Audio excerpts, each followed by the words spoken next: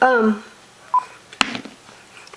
if there's a white cloud that goes about a 2 to 3 block area and they call out a second fire truck to follow this white cloud, I mean, do you think that would be a reportable offense?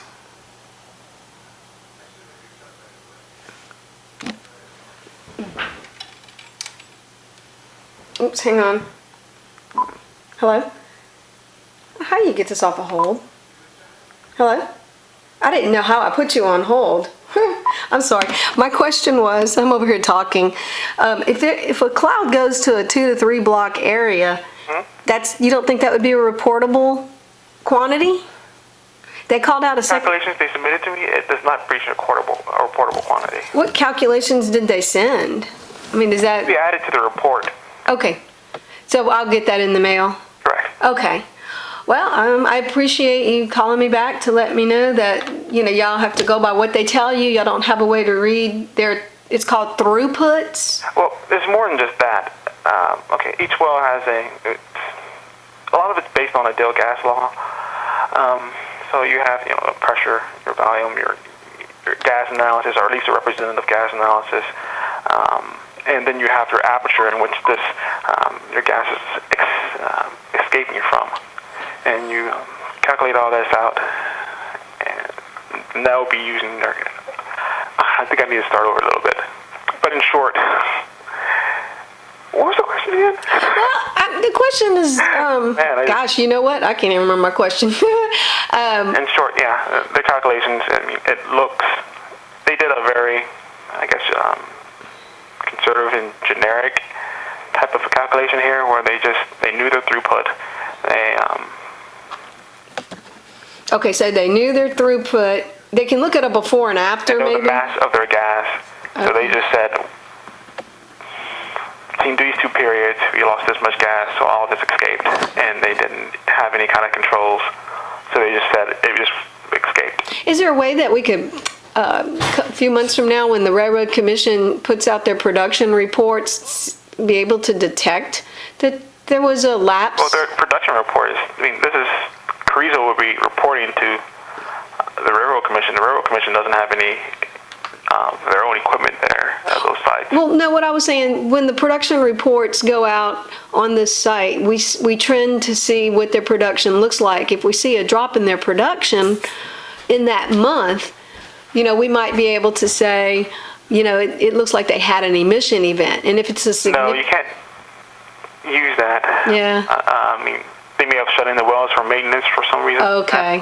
There's all kinds of reasons for a drop in production. Well, would those reportable quantities be appropriate for urban areas or rural areas?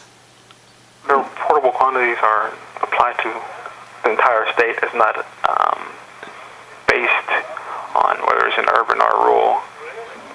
But when these reportable quantities were set, that was prior to urban drilling. Is that safe to say? Yeah, these reportable quantities have been around. I could look at the regulation, give me a second.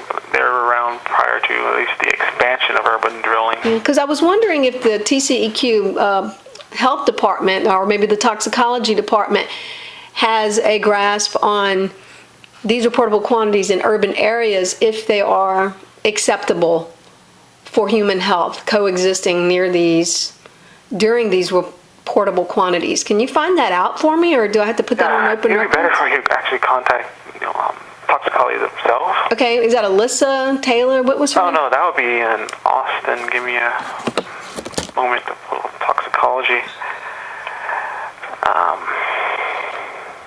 1 second.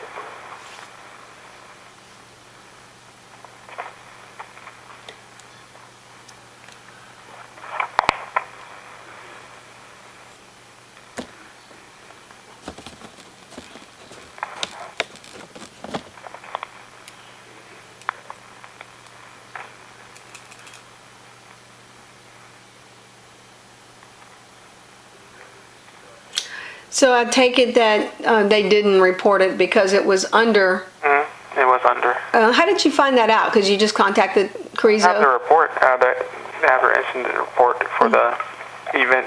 So they hold on to that information, but you found out that they actually have that information because I called it into TCEQ and you went out to the facility and spoke to somebody, and that's when they verified they had it on file? I'm not sure of that series of events, but every facility is required to, if they have an emission event, they have to have sufficient documentation in order to confirm that it is below an RQ. So if they put in a record request, and as long as they submitted that information within a timely manner, usually we don't go into all what date they had it. And I mean, that would take,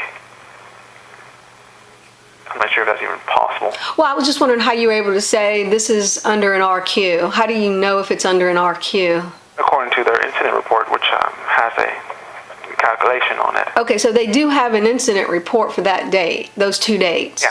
Okay. And that's because you asked them for it? I did ask them for them, they submitted it. Okay, that's good to know. But toxicology number, Okay.